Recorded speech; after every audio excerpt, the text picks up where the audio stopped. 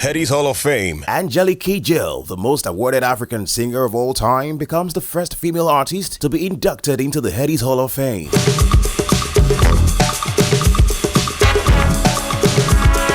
Headies Hall of Fame honors an individual of African heritage who has made an exceptional and outstanding impact to the African entertainment industry, both at home and abroad.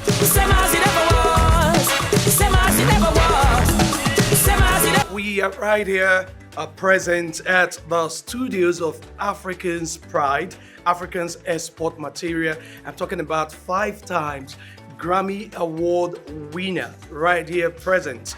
Benelis-born, mother figure, all-encompassing, an advocate of the African face, African projection in all ramifications. Ladies and gentlemen, we have here present Her Excellency Angelique Kidjo.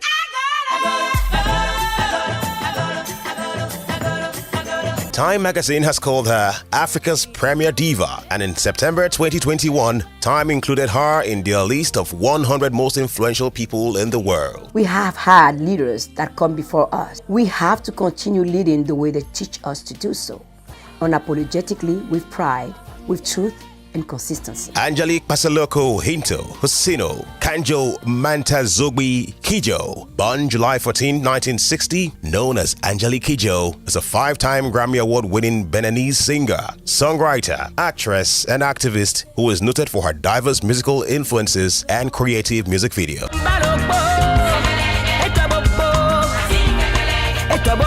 The 5-time Grammy Award winner, Angelique Kidjo, is one of the greatest artists in international music today, a creative force with 13 albums to her name. I'm still working, I'm still doing music, and I intend to do music till my last breath. Her star-studded album, Jin Jin, won a Grammy Award for Best Contemporary World Album in 2008, and her album, Oyo, was nominated for the same award in 2011. Her 12th album, Eve, Savoy 429 Records, were released to critical acclaim. Eve later went on to win the Grammy Award for Best World Music Album in 2015, and her historic orchestral album Sings with Orchestra Philharmonique du Luxembourg, Savoy 429 Records, won a Grammy for Best World Music Album in 2016. African music better by working hard, that everything that we bring out is spotless, is straight to the point, it is so beautiful, so yummy, that no one can walk away from. The multiple Grammy Award-winning legend has a major influence in the growth of Afrobeats, as her songs have been sampled, covered, and interpolated by many Afrobeats artists like Burna Boy, Yemi Alade, and many others. In recognition of the Afrobeats movement, Angelique Kidjo has had to co-sign some Afrobeat stars in her most recent work. On her 2021 album, Mother Nature, she featured a host of Nigerian artists including Burna Boy, Mr. Easy, Rexy, and Yemi Alade. Kidjo's choice of direction is a testament to the growth and recognition that Afrobeats has recorded recently. I'm able to connect to the new generation because they come out unapologetically brilliant. So when you see brilliance, you only can just want to embrace it. And one of the things that is really touching for me is to realize how my music throughout the years have influenced and impacted the young generation that we're talking about today. So it's a great achievement, and at the same time, it's a responsibility. So the way I go about is to create and to continue connecting the dot for them to be able to be there once I'm no longer there, for them to continue. It's a transmission culture that we come from.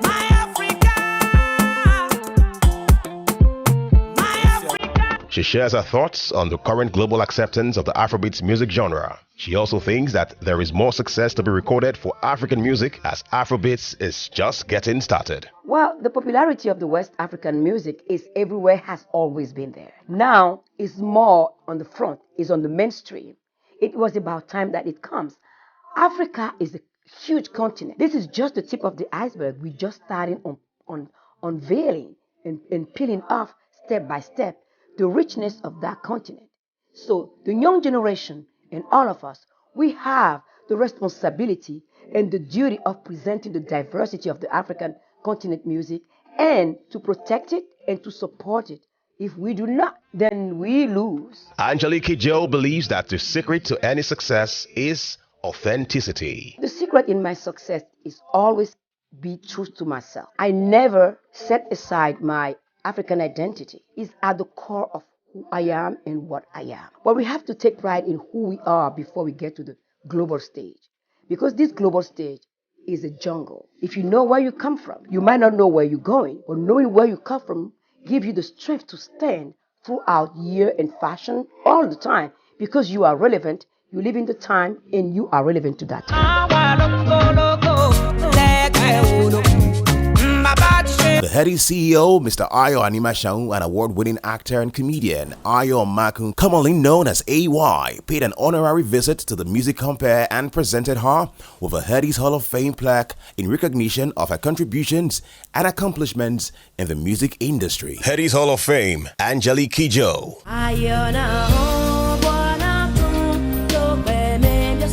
The Headies has decided to come to you based on who you are, based on your contribution to the socio-cultural development of Africa, and of course, to how far and the extent that our music has gone. And good enough, we have here present the man behind the Headies, the man, the MD CEO of Smooth Promotion. Visionary. Yes, he's right here present. We're talking about Mr. Ayo Animashaun to do that for my presentation. Yeah, well, I'm happy to be with you guys. Thank you so much for having us. Hall of Fame is not the one we present in Essential. We've never done it. We would always have to wait for when you're available to come because we're honoring you, you know.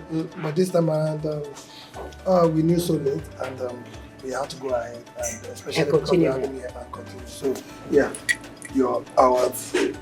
Thank you. This is a weapon.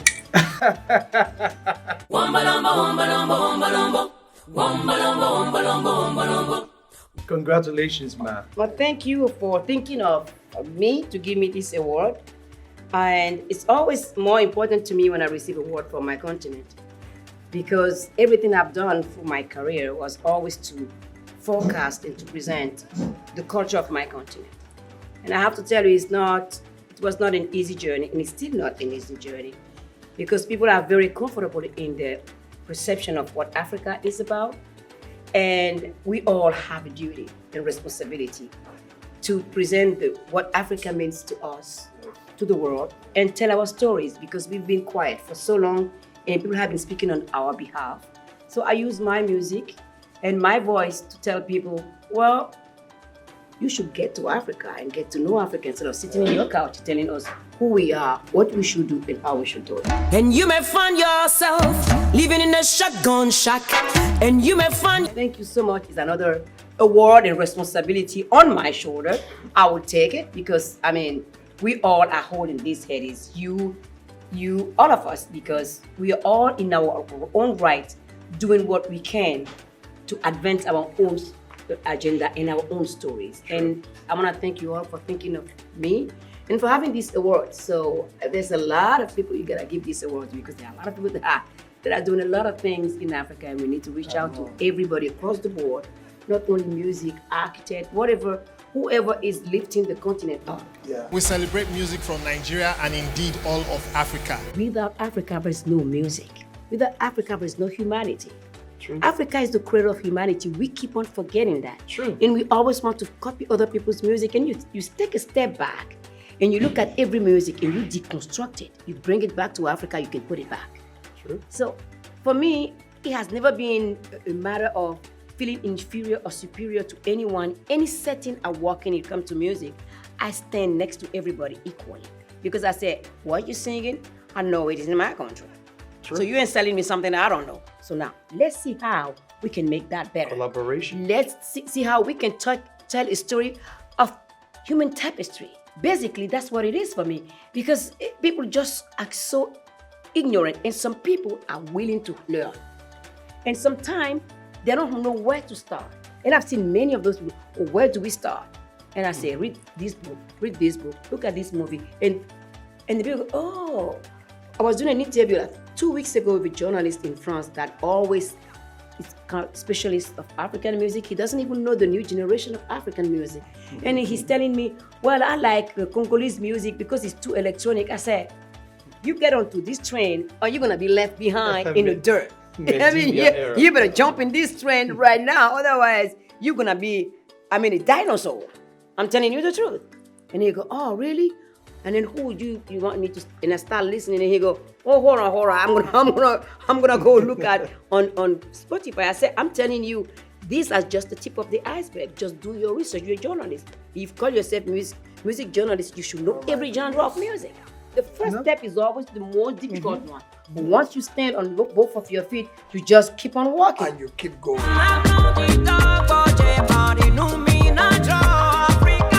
Aside from her outstanding performance, striking voice, stage presence, proficiency in different cultures and languages, which have earned her the admiration of her colleagues and broadened her fan base beyond national boundaries, Angelique Kidjo celebrates the African Renaissance while simultaneously advocating for children as a UNICEF and Oxfam Goodwill Ambassador. She has established her own philanthropic foundation, Batonga, to help the education of young African females.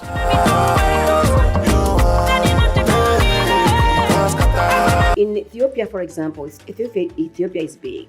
So in Addis Ababa, we have a partnership with Save the Children. And in the southern part of Ethiopia, in Arbamanch, I team up with Mercy Corps. And we realized as I start from the get-go and I start going everywhere to figure out what I'm gonna do really, to find the right people to give the scholarship, the uniform, the books, the tutoring, the mentoring in 1 million day. In the southern part of Ethiopia, I started facing problems. And then we said, we decided that we're gonna give the tuition to the mother as a loan. Then she's gonna start a business. And we did that. And it just go. You realize that when you putting girls to school, you need to take care of the community too. Because you cannot take the power out of the mother. If the girl becomes too educated, then there's a discrepancy and it becomes a problem. So when we give the money to the mother, we say, okay, we're gonna give you the tuition of your daughter. But in return, you're gonna make sure that she does her homework, that everything is done properly as she wanted. Any problem is there, you tell me. If there's anyone have any health problem, you call me. I will be always there, find the money to fix the problem. And then we start having success. And then in Mali, in the northern part of Mali, within 2 or 3 years in it, you have the terrorists that arrive in Kidjo. Oh my God. Wow. So my girls disappear from the radar. It was one of the hardest things ever because those girls were the first one. The first year that would send me the report. They were so happy to be in school. They were doing good in school. And then suddenly no news. So step by step, I started working with children after the war in Sierra Leone, different things. So I did this for 10 years and I went to Addis Ababa. I met those girls. Oh my God. The girls were so smart. They were always thinking about the community. So in 2016, I said, okay, I start with this amount of girls and this is what I have left. I need to go back and find out what happens to those girls and the reason why they drop out of school. Because it's too easy when people tell you drop out and then I say, I've invested a couple of years in those girls. Let's find out what is going on. So we started in 2006, a data-driven help for women. So when we did that data collection, what do we find out? In 2 big villages, Benin, I am, because I want to start small to be able to scale everywhere without making mistakes and taking into account the challenges of every place you go. Because Africa is a continent, but we don't have the same way of doing things. What come out of that data collection is that they wanted a safe space. I said, okay, we're gonna do this. So we create Girls Club. We started with 16, today we are not far from 200, even more. And I went and said, okay, now I gave you the space, so what do you need from me? What can we do for you?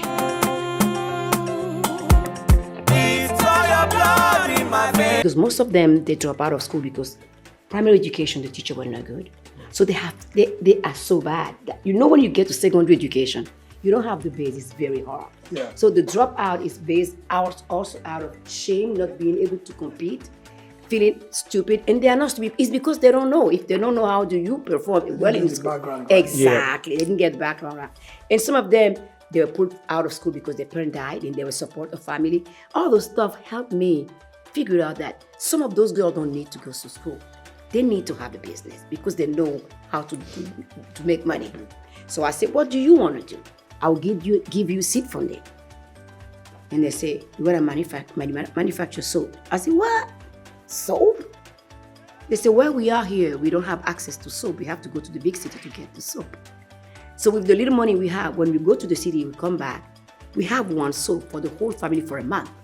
So we have to choose between washing the dishes, washing our hands, or washing ourselves. Oh my God. And I'm like, that makes sense. Because they want to save their old little brothers and sisters that will be having dysentery, all those stuff that we don't understand how our villages suffer from this. And I said, okay, let's do this. So I gave them the money and they start doing solid soap. And then they came back and said, we're gonna do liquid soap because we need liquid soap for washing the clothes and washing the dishes. I said, this is the money again.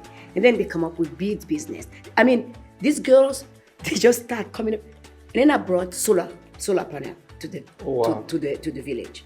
Then suddenly they can drink cold water. We bought a freezer, we bought fridge, but then they can put the kids' food in there. They can not. I mean, it's everything to make their life better. So today we are helping from 16 to 30, and we have a program from 11 to 12 to 15 to grasp all groups.